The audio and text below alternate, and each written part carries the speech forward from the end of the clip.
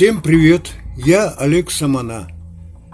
4 марта 2023 года в Доме культуры Чебоксарского агрегатного завода с трудящимися города Чебоксары и гостями республики встретились российские политические деятели.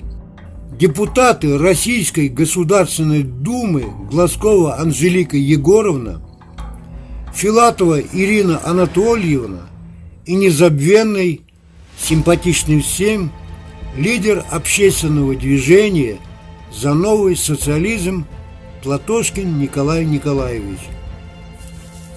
В теплой дружественной атмосфере и взаимного симпатии и доверия гости столицы ответили на многочисленные вопросы горожан и гостей соседних регионов.